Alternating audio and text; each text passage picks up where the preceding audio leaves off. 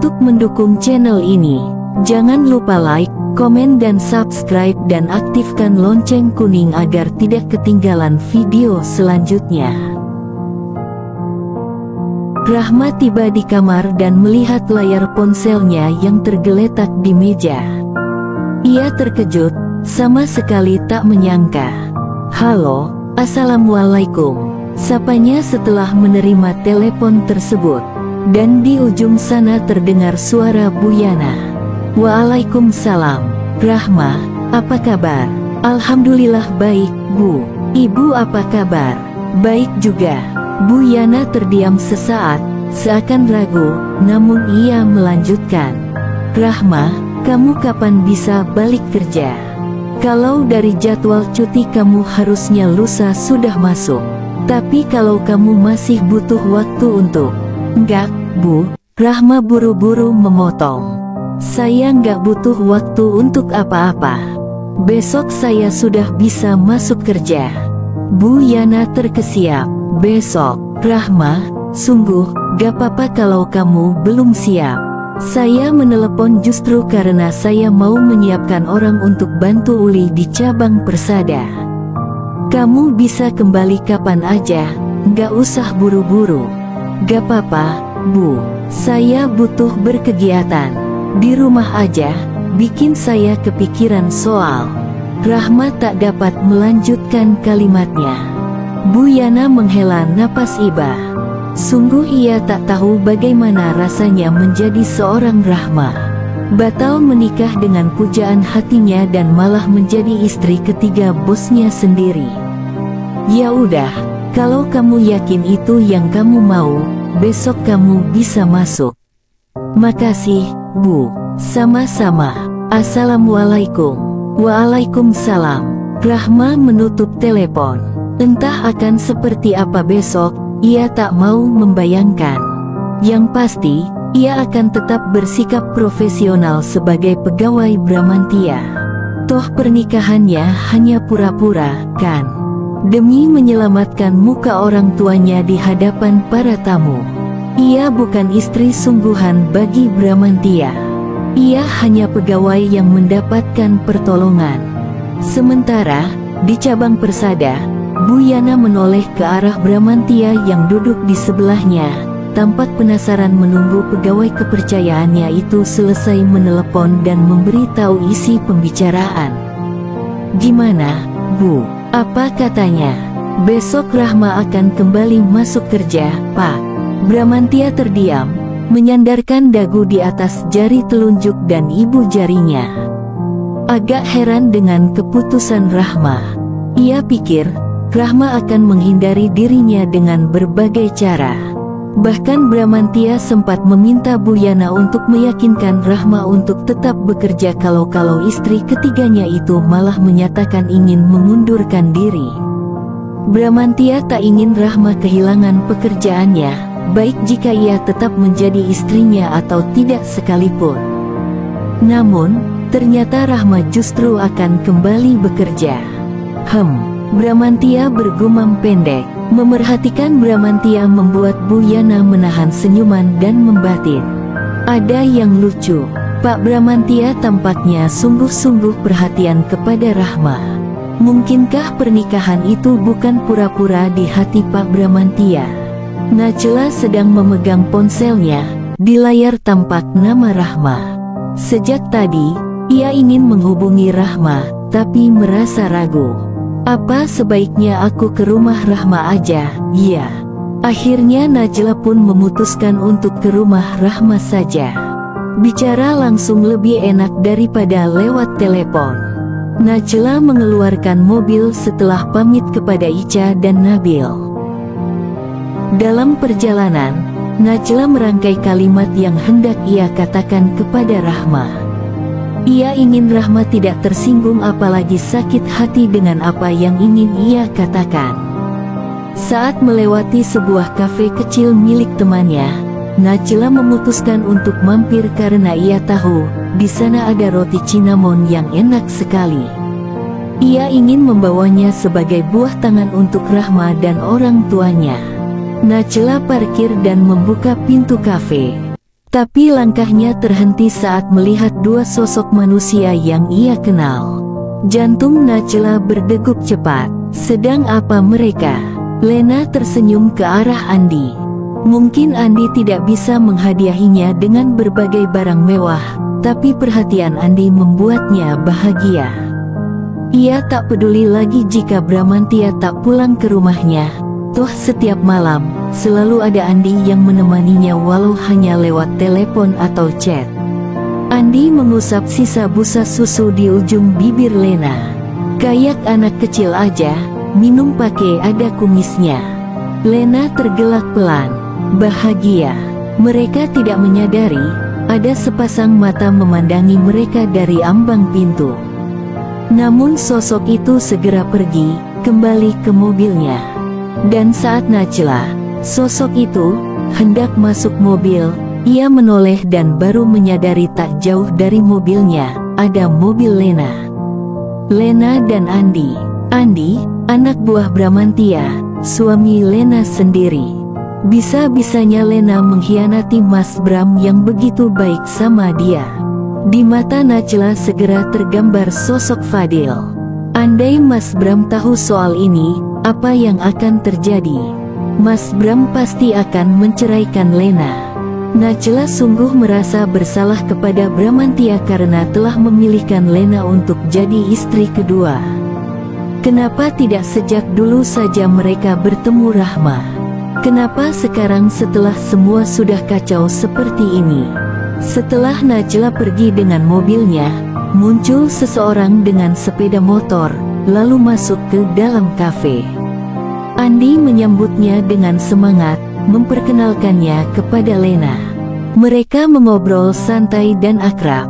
Jadi, gitu, bro. Lo tahan, ya, pasokan buat cabang Persada.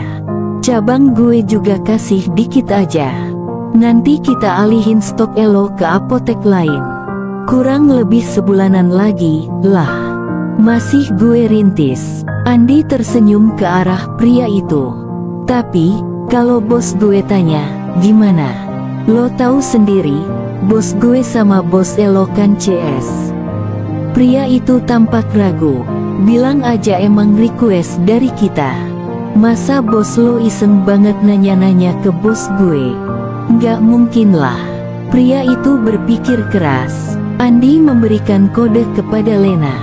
Lena pun segera mengeluarkan sebuah amplop dengan isi yang tampaknya tidak sedikit. Ini buat Mas Jajan. Pria itu memandang amplop yang tergeletak pasrah di atas meja.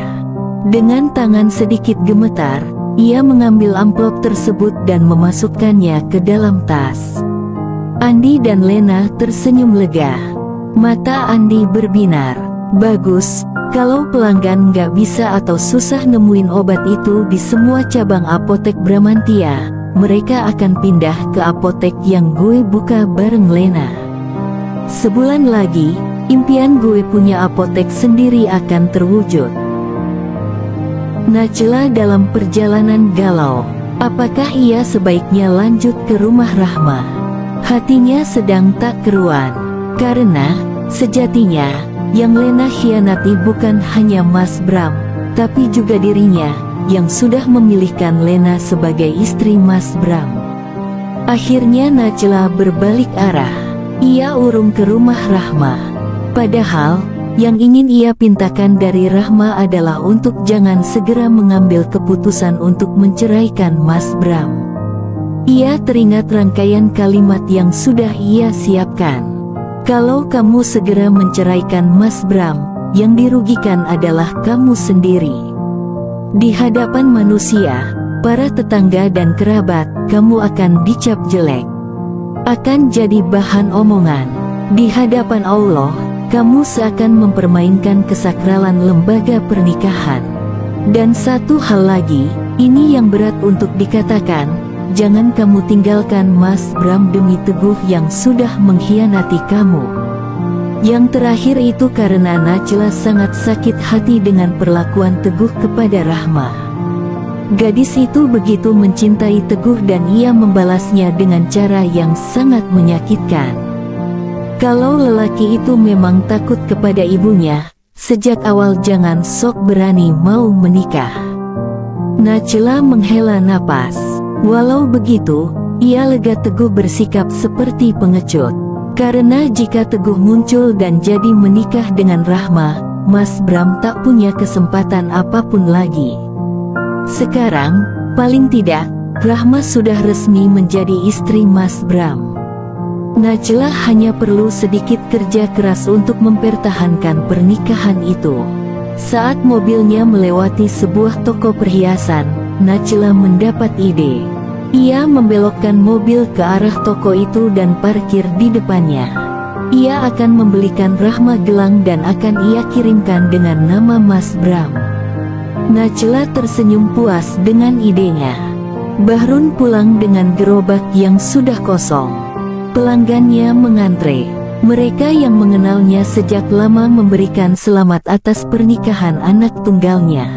Beberapa bahkan menyelipkan amplop ke dalam sakunya. Bahrun hanya bisa tersenyum pedih. Andai yang menikahi Rahma adalah Teguh, tentu hatinya merasa bahagia, bukan nelangsa seperti tadi. Saat tiba di rumah, Bahrun menyerahkan amplop-amplop tersebut kepada Erma untuk diberikan kepada Rahma. Mereka tak punya utang lagi karena semua biaya pernikahan yang belum terbayarkan sudah diselesaikan oleh Bramantia.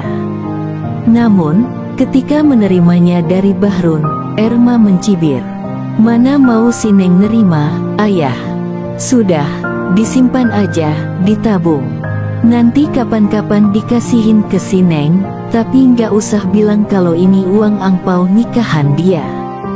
Bahrun menghela napas. Ingin ia meratapi nasib putrinya, tapi ia harus tegar agar bisa menjadi bahu untuk Rahma bersandar. "Ayah, si Neng mau mulai kerja lagi besok." Mamah nggak sengaja dengar tadi dia teleponan. Bahrun yang sudah melangkahkan sebelah kaki ke dalam kamarnya segera membalikkan badan. "Besok," Erma mengangguk. "Kenapa cepet banget, Mah?" "Mana mamah tahu. Makanya, sana, ayah bicara sama dia. Lagian, suaminya kan bos di sana. Apa dia masih harus kerja?" Bahrun menggeleng-geleng. "Bukan itu masalahnya, Mah. Apa nggak akan canggung dia sama Nak Bram nanti? Sekarang saja sudah aneh begini hubungan mereka. Di villa si Neng dingin ke Bram, tapi kemarin dia malah genggam tangan Bram. Kan itu di depan Teguh, ya. Biar nyaho si Teguh. Nggak bisa gitu juga. Duh, udah deh. Ayah nggak usah bicara sama si Neng. Kayaknya ayah sama mamah nggak sepaham. Nanti si Neng malah makin ngaco. Biar mamah aja yang ngomong sama dia. Suami kaya kok dia masih mau kerja." Erma beranjak ke arah kamar Rahma, tapi Bahrun menahannya. "Jangan, mamah jangan ngomong apa-apa sama dia." Bahrun terdengar sangat tegas. Erma tahu, jika nada bicara Bahrun sudah seperti itu, ia tak bisa membantah. Di kamarnya, Rahma meneteskan air mata. Ayah selalu memahami perasaannya. Ia sangat berterima kasih atas sikap ayahnya barusan. Sambil menyeka air mata dari pipi, Rahma berpikir, apakah cobaanku adalah tidak bisa menjalani sisa hidup bersama orang yang aku cintai, tapi anugerah yang aku terima adalah seorang ayah yang penyayang. Inikah makna ayat, bersama kesulitan ada kemudahan. Dalam perjalanan hidupku, tiba-tiba dari luar kamar Rahma mendengar kehebohan suara mamahnya. "Neng, cepet sini, Neng." Khawatir terjadi sesuatu, Rahma buru-buru keluar kamar. "Ada apa, Mah?" Dengan wajah sumeringah, Erma menyodorkan sebuah paperback mini yang kokoh dengan tulisan nama sebuah toko perhiasan yang cukup terkemuka di daerah mereka. "Cepet buka, lihat dari siapa," desak Erma. "Memangnya dari siapa, Mah?" "Mana mamah tahu. Tadi ada kurir dari toko itu yang kirim ke sini. Katanya buat kamu." Rahma memandangi paperback itu dengan ragu.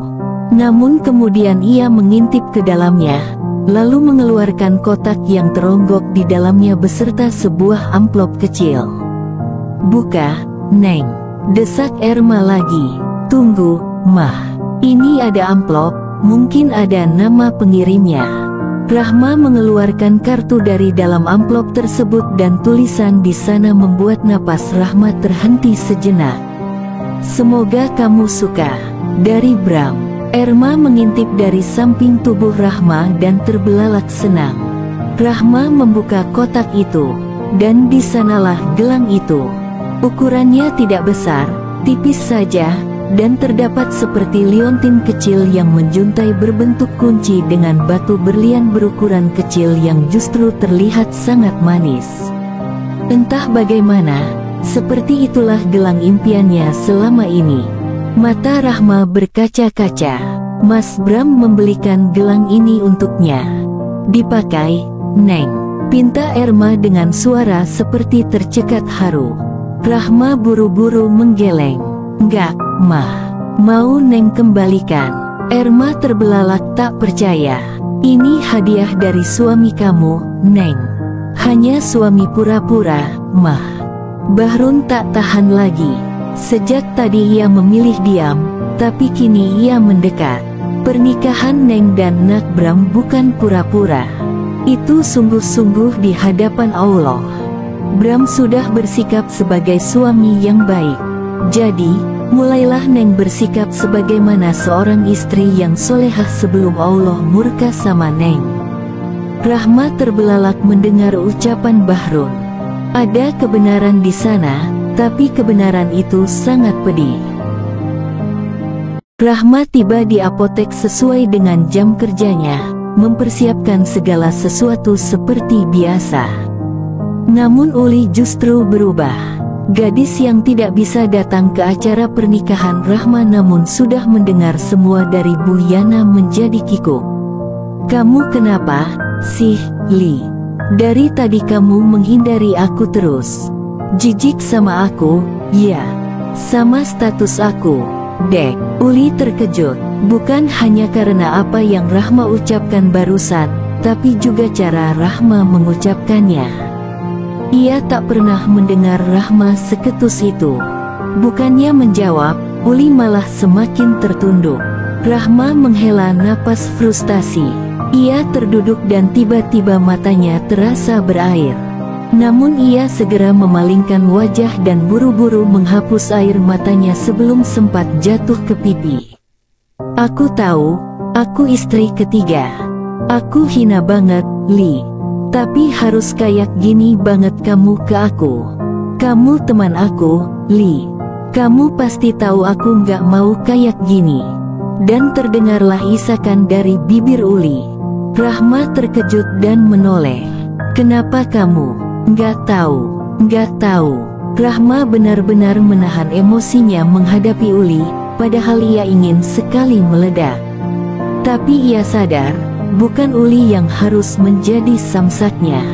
Uli tidak ada salah sama sekali. Tapi remaja yang baru lulus SMA 1 tahun yang lalu itu benar-benar membuatnya jengkel pagi ini. "Kak," panggil Uli lirih. "Ya, apa aku harus ganti panggilan ke kakak jadi ibu?" "Hah?" Rahma terbelalak. "Maksud kamu apa? Kan Kak Rahma udah jadi istri Pak Bramantia. Uli harus panggil ibu juga kayak ke Bu Najla dan Bu Lena." Rahma menghela napas lalu menahan tawa sekaligus memendam kesal. Uli, kamu tuh, ya, nyebelin banget." Rahma tak tahan dan akhirnya tertawa juga. "Jadi dari tadi kamu kayak orang linglung gitu, aku kesini, kamu kesana, aku kesana, kamu kesini, karena kamu bingung mau manggil aku apa? Tetap kakak atau ibu, gitu?" Uli menyengir tipis sambil menggigit bibir bawahnya, lalu mengangguk. "Kurang lebih begitu. Terus, barusan kamu nangis karena itu juga?" Uli buru-buru menggeleng. "Aku kasihan sama Kak Rahma. Kan Kak Rahma cintanya sama Kak Teguh, tapi nikahnya sama Pak Bramantia. Mana jadi istri ketiga. Lagi-lagi, Rahma tergelak, tapi kali ini air matanya ikut tumpah. Terus, aku harus gimana, Li? Nggak tahu. Rahma terisak tapi sambil tersenyum menahan tawa. Kalau bukan karena Uli yang dengan polos menguraikan apa yang sudah terjadi dengannya selama beberapa hari belakangan ini, Rahma masih sulit merangkai kenyataannya. Ya, ia memang pernah mencintai Teguh dan hampir menikah dengannya. Namun sekarang, kenyataannya, ia sudah menjadi istri Pak Bramantia. Bahkan Uli saja berniat memanggilnya ibu supaya sama dengan istri-istri Pak Bramantia yang lainnya. Dan ucapan ayah kemarin benar-benar terbeber gamblang di benaknya sekarang. Seorang Rahma kini telah menjadi istri seorang Bramantia. Pernikahan sah di hadapan Allah. Apakah Allah tetap membenci tindakannya jika ia meminta cerai dari Pak Bramantia? Bramantia baru saja keluar dari rumah Najla dengan mobilnya. Masih jam 9 pagi. Ia ada meeting dengan kolega barunya jam 10 nanti. Lokasinya tak jauh dari Persada. Jemarinya mengetuk-ngetuk kemudi. Di benaknya muncul ide untuk menyambangi Rahma yang sudah mulai bekerja lagi. Haruskah? Ia tak ingin memperjelas sesuatu di sini. Bahkan ia khawatir, melihat perempuan itu lagi hanya akan menambah rasa penasaran alias ketertarikannya. Walau begitu, ia berhak mengecek cabang, bukan memeriksa bagaimana apoteknya dijalankan. Akhirnya, di sebuah persimpangan jalan, Bramantia membelokkan mobilnya ke arah apotek padahal kantor kolega barunya mengarah lurus ke depan. Saat tiba di depan cabang Persada, Bramantia merasa ragu.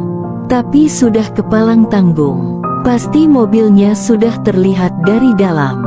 Bramantia pun segera turun dari mobil dan masuk ke apoteknya. Assalamualaikum, sapanya hangat seperti biasa. Hanya ada Uli di konter di belakang mesin kasir. Tatapan mereka bertemu. Uli segera menunduk. Kemana Rahma?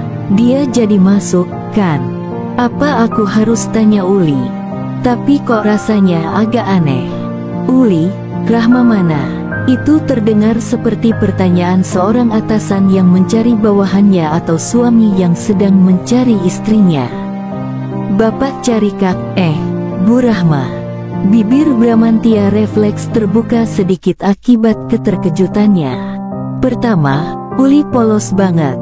Kedua, kenapa jadi manggil Bu? Dan pertanyaan itu pun segera diajukan oleh Rahma saat ia muncul di hadapan Bramantia. Apa-apaan sih, kamu, Li? Sejak kapan aku jadi ibu-ibu? Bramantia kali ini refleks tersenyum. Lucu juga Rahma kalau ngomel.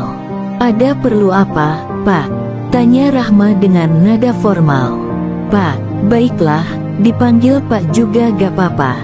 Mau ngecek aja. Oh ya, Rahma, kata Bu Yana, ada pasokan produk yang tersendat. Sudah kamu cek? Sudah, Pak. Barusan di belakang saya cek. Udah mau habis. Aneh juga, Pak. Itu kan obat diabetes yang banyak dicari pelanggan dan setahu saya produksinya nggak pernah terhambat juga. Kenapa di kita jadi sedikit pasokannya, ya? Coba nanti saya cek ke Pak Wira. Dia yang pegang akun kita, kan? Saya kadang main golf sama dia. Selain itu, ada obat lain juga yang tipis stoknya. Rahma mengangguk. Datanya di dalam, ya. Kita cek aja langsung, deh. Bramantia melangkah ke ruangan peracikan. Rahma dan Uli saling pandang. Biasanya, Bramantia akan meminta Uli ikut serta agar dirinya dan Rahma tidak hanya berduaan di ruang peracikan. Tapi kali ini Bramantia diam saja saat melenggang masuk. Kak, berduaan aja, gak apa-apa, bisik Uli panik. Entah Rahma harus tertawa atau meringis mendengarnya. Multiinterpretasi banget ucapan Uli barusan. Tapi ia juga bertanya-tanya dalam hati. Beneran gak apa-apa? Najla mengontak toko perhiasan yang kemarin ia kunjungi untuk memastikan Rahma sudah menerima hadiahnya. Tentu saja pegawai toko menyatakan sudah, bahkan mengirimkan bukti tanda terimanya.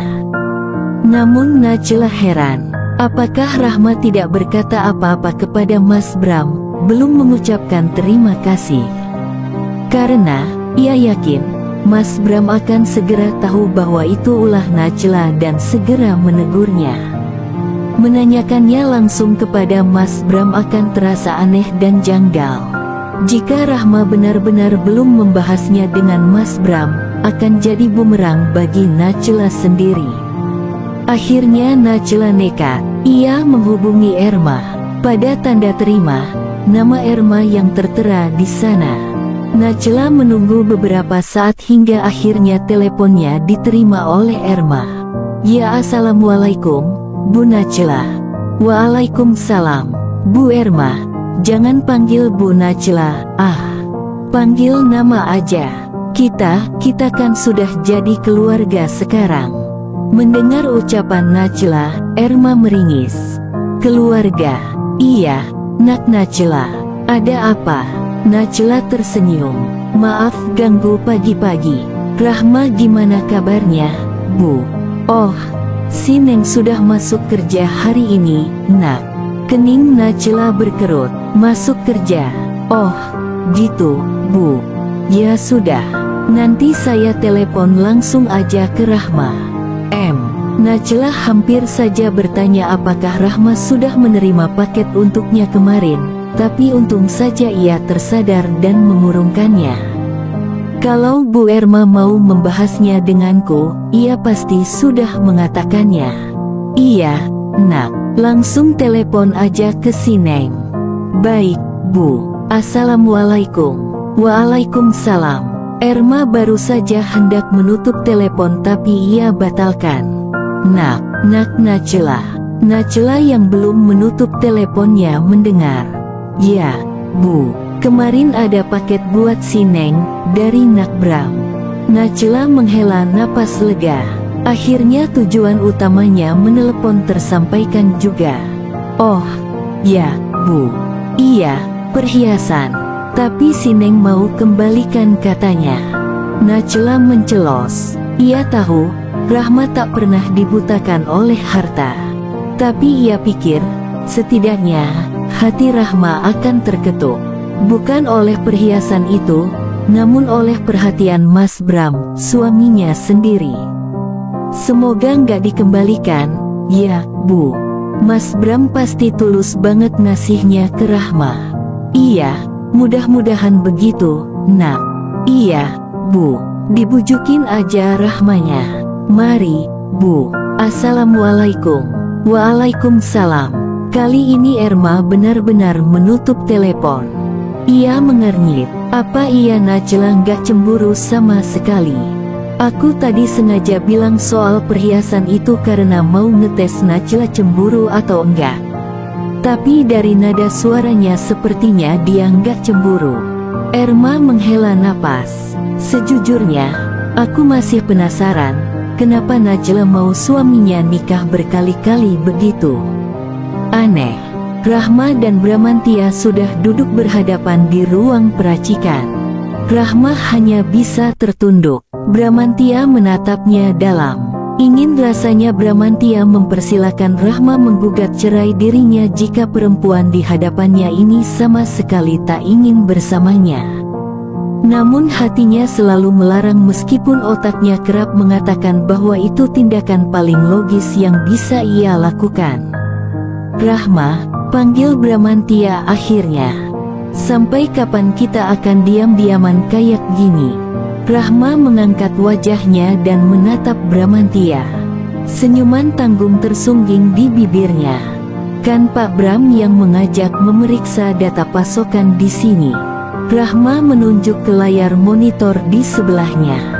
Datanya juga sudah lengkap di sana. Bapak bisa langsung cek. Kalau ada pertanyaan, akan saya jawab. Bramantya menghela napas, merasa bodoh. Menatap istri ketiganya yang begitu cantik dan anggun, ia sampai lupa bahwa tujuannya ke ruangan ini adalah untuk urusan pekerjaan. Maaf kalau Bapak jadi kesal. Rahma agak takut saat mendengar helaan napas Bramantya. Meskipun pria gagah di hadapannya ini kini telah menjadi suaminya, namun ia tetap atasannya juga. Bramantya tersenyum simpul. Nggak kesal kok, tapi urusan data biar belakangan aja. Saya perlu bicara dengan kamu. Bramantya menghentikan ucapannya sejenak. Kamu sebagai istri saya. Rahma refleks menelan ludah. Jantungnya berdegup kencang. Dan ia kesal.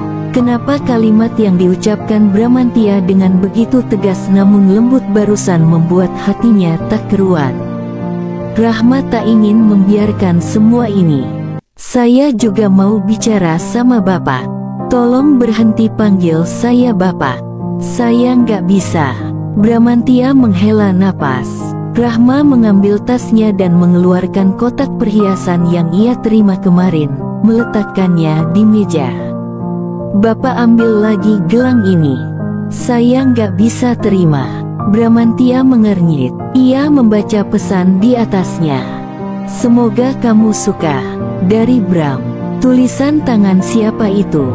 Ia tak mengenali. Siapa yang mengirimkannya kepada Rahma dengan mengatasnamakan dirinya? Tapi Rahma tidak boleh tahu bahwa itu bukan dari dirinya. Ia tak ingin istrinya itu menganggap dirinya sedang dipermainkan. Kenapa? Nggak suka? Ya, tanya Bramantya berusaha tenang dan santai. Bukan nggak suka, Pak. Hanya merasa tidak berhak. Bramantya berdiri. Maaf, saya pantang mengambil apa yang sudah saya berikan.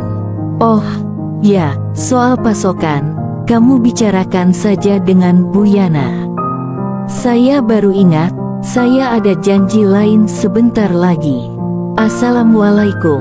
Lalu Bramantya pergi begitu saja dari hadapan Rahma. Sementara Rahma hanya bisa terbengong-bengong. Apa-apaan sih, Pak Bramantya? Rahma tidak tahu, Bramantya sengaja pergi karena sempat terbersit di hatinya untuk mentalak Rahma barusan. Demi kebahagiaan perempuan itu, bukan demi dirinya. Namun ia segera teringat, ia tak mau merendahkan istrinya sendiri dengan kata talak. Ia takkan menceraikan Rahma jika bukan permintaan Rahma sendiri. Bagi seorang Bramantya, menceraikan Lena yang sudah membuat hidupnya berantakan saja tidak mudah, apalagi seorang Rahma yang entah bagaimana seakan mulai menyusupi relung hatinya. Tutik memutuskan untuk mencarikan jodoh untuk Teguh. Ia memiliki beberapa kandidat, salah satunya anak salah satu ibu pengajian di masjid. Bu Laksmi, orang kaya. Memang anak perempuan Bu Laksmi lebih tua dari Teguh, tapi pendidikannya bagus, pekerjaannya juga bagus. Tutik pernah melihat gadis itu membawa mobil sendiri. Tampak keren di mata Tutik. Ia yakin, Bu Laksmi setuju anaknya berjodoh dengan Teguh yang gak hanya ganteng, tapi juga punya pekerjaan. Apalagi kalau Teguh sudah lulus S1 sebentar lagi. Sambil berjalan menuju masjid untuk pengajian, Tutik merangkai kata-kata. Apa yang akan ia katakan kepada Bu Laksmi, bagaimana membuat Bu Laksmi bersedia memperkenalkan anak-anak mereka. Hingga saat Tutik tiba di depan masjid, ia melihat sebuah mobil mewah parkir tak jauh dari tempatnya berdiri. Tampak seorang perempuan cantik dengan kerudung yang disampirkan ke bahu turun dari mobil tersebut. Perempuan seperti ini juga cocok buat jadi jodoh Teguh. Kelihatan sangat berkelas. Mudah-mudahan belum menikah. Tapi, mana ada perempuan muda belum menikah mau ikut pengajian ibu-ibu kayak gini. Namun Tutik masih penasaran. Ia menyamai langkahnya dengan perempuan itu. Ia berniat menyapa, namun ternyata malah disapa lebih dulu. Ibunya Teguh ya. Tutik terkejut. Perempuan cantik ini kenal Teguh. Tutik masih memandangi perempuan itu, lalu memangguk. Iya, adek ini siapa? Tiba-tiba perempuan itu mencium tangan Tutik dengan hormat sampai-sampai Tutik terkejut. Saya Tisa, teman SMP dan SMA-nya Teguh. Tutik terkejut namun tersenyum lebar. Wah, Teguh gak pernah cerita punya teman secantik Nak Tisa. Tisa tersenyum malu dan menunduk. Mau ikut pengajian juga? Tisa menggeleng. Enggak, Bu. Mau ketemu pengurus masjid, ada titipan dari orang tua saya buat pembangunan menara yang baru. Tutik manggut-manggut sambil otaknya terus mencerna. Kalau orang tuanya mau nyumbang pembangunan menara baru, artinya mereka kaya, dong. Tutik melirik mobil yang terparkir tak jauh dari tempat mereka bicara. Mobilnya juga bagus dan mewah. Tangan Tutik bergerak ke lengan Tisa, mengelusnya penuh kelembutan. Masya Allah, semoga niat baik orang tua Nak Tisa diridhoi oleh Allah. Amin. Tisa melirik ke arah kantor masjid. Saya pamit ya, Bu.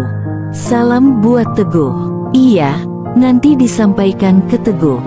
Assalamualaikum. Waalaikumsalam. Tisa menjauh, Tutik terus memandanginya, geleng kepala. Punya teman secantik dan sekaya itu kok nggak pernah bilang, si Teguh. Pasti karena dia terlalu dibutakan oleh cintanya ke Rahma. Untunglah sekarang Rahma sudah nikah, Teguh bebas. Hari sudah menjelang maghrib, jam 7 malam adalah jadwal Rahma pulang kerja. Sesaat, Bramantia hendak membelokkan mobil ke arah Jalan Persada, namun tentu saja ia halau keinginannya itu. Apalagi malam ini adalah gilirannya ke rumah Lena. Fadil pasti sudah menunggu. Saat mobilnya melaju ke rumah Lena, masuk telepon dari Najla. Bramantia teringat soal gelang yang ditunjukkan Rahma tadi. Seharian ia sibuk meeting sehingga belum sempat menghubungi Najla. Assalamualaikum, sapa Bramantia setelah meload speaker ponselnya karena ia tak sempat mencari-cari di mana Bluetooth earphone-nya. Waalaikumsalam. Di rumah, Najla segera masuk kamar dan mengunci pintu. Lagi di mana, Mas? Di jalan. Mau ke tempat Lena? Iya. Sambil menghela napas, Bramantia menjawab, "Hem. Kenapa? Mas udah ketemu lagi sama Rahma?" "Udah tadi di Persada." Najla senyum. Kata mamahnya, hari ini dia sudah masuk kerja. Iya. Kamu teleponan sama mamahnya? Iya. Oh. Najla terdiam sejenak, berharap Bramantia membuka percakapan lebih dulu tentang gelang Rahma. Kalau tadi Bramantia ke Persada, dan kalau Rahma memang berniat mengembalikannya, pasti Bramantia sudah tahu soal itu. "Sayang," panggil Bramantia mesra. "Ya, Mas. Kamu belikan Rahma gelang." Najla tersenyum. "Mas yang belikan, kok? Pakai uang Mas. Dikembalikan sama dia." Najla deg-degan. "Mas terima?" Enggak. Najla lega. "Setelah aku tolak dia mengembalikan gelang itu, aku langsung pergi." Najla tersenyum. "Tapi besok-besok nggak usah lagi kamu seperti itu, ya?" "Iya, Mas. Maaf." Najla meminta maaf walaupun ia yakin seyakin-yakinnya tak ada yang salah dengan tindakannya membelikan Rahma gelang atas nama Bramantia karena dari cerita Bramantia barusan, semestinya gelang tersebut semacam membuka komunikasi di antara suami istri baru itu. "Mas," panggil Najla. "Ya, Mas kapan mau bikin jadwal baru?" "Jadwal apa? Giliran aku, Lena, dan Rahma." Bramantia terkekeh. "Rahma aja masih manggil aku bapak, jadi aku rasa urusan giliran ini malah akan memperunyam semua jika aku bahas dengannya." Najla senyum. "Mas mau aku bantu bahas?" Nggak usah, biar aku aja yang urus. Aku siap kok kalau Rahma minta cerai. Toh belum ada sentuhan di antara kami kecuali. Kecuali apa, Mas? Kecuali saat dia gandeng aku buat nakutin Teguh. Memang hanya itu kan fungsi aku. Jadi bumpernya di hadapan Teguh. Najla tersenyum lagi walau agak iba kepada suaminya. Tenang, Mas, waktu akan mengubah semua. Dan aku janji, aku akan membuat Rahma jatuh cinta kepadamu. Belakangan ini, pulang kerja, bagi Teguh menjadi hal yang menegangkan. Karena, sebisa mungkin, ia berusaha menghindari interaksi dengan ibunya. Bukan karena ia kurang ajar. Namun ia justru menghindari sikap kurang ajar tersebut. Sebab itu, ia usahakan untuk selalu pulang lebih lama. Biasanya ibunya tidur jam 9 malam. Maka jam 9:15 barulah ia tiba di rumah. Namun malam ini, tiba-tiba kebiasaan ibunya berubah. Bahkan saat Teguh tiba di rumah jam 9:30 malam, ibunya masih duduk manis di depan televisi. "Sudah pulang, Bu?" Teguh mengangguk. "Udah, Bu. Sudah makan?" "Udah." "Ya udah, mandi sana, ganti baju. Abis itu duduk sini sama ibu. Ada yang mau ibu tanya." Tubuh Teguh yang lelah terasa semakin penat mendengar ucapan ibunya. "Tanya soal apa lagi sih, Bu?" "Soal Rahma. Rahma udah nikah sama orang lain, Bu. Dan iya, aku masih mau memperjuangkan cinta Teguh dan Rahma. Tapi maaf, kali ini tanpa restu dari ibu pun gak apa-apa." Ingin Teguh bilang begitu kepada ibunya. Tapi bukan Teguh namanya jika rentetan kalimat seperti itu terucap dari bibirnya kepada ibu tercinta. Karenanya, setelah mandi dan berganti pakaian, dengan kepatuhan yang masih sama seperti dulu, Teguh duduk di hadapan ibunya. "Mau tanya apa, Bu?" "Kamu kenal sama Tisa?" "Apa-apaan ini? Kenapa ibu bisa tahu soal Tisa?" Teguh berusaha tenang dan menjawab apa adanya, bahwa dia dan Tisa satu sekolah. Namun yang Teguh takutkan terjadi. Ibu mengorek tentang latar belakang keluarga Tisa. "Ya mana Teguh tahu, Bu. Teguh nggak akrab banget kok sama dia." "Kok dia bisa tahu ya ibu ini ibu kamu?" "Ya kan foto ibu ada di Instagram Teguh. Foto wisuda D3 dulu itu. Semua teman Teguh pasti sudah lihat. Jadi, mungkin Tisa juga lihat." Tutik tersenyum. "Ibu pingin deh, Guh, punya menantu kayak Tisa. Keren banget." Teguh langsung berdiri. "Maaf, Bu, tapi Teguh nggak mau punya istri kayak Tisa." "Bu." Teguh pamit ke kamar, mau istirahat. Dengan sesegera mungkin Teguh masuk kamar dan mengunci pintu. Bicara setegas itu saja kepada ibu sudah membuat Teguh merasa telah berbuat dosa. Apakah jika ia bisa merebut kembali hati Rahma, ia akan tega tidak mengikut sertakan ibu dalam pernikahannya kelak? Teguh menghela napas. "Ah, Ibu, menantu kayak Tisa. Mungkin keluarga kita akan dilepeh habis-habisan oleh orang tua Tisa yang konglomerat itu." Bersambung.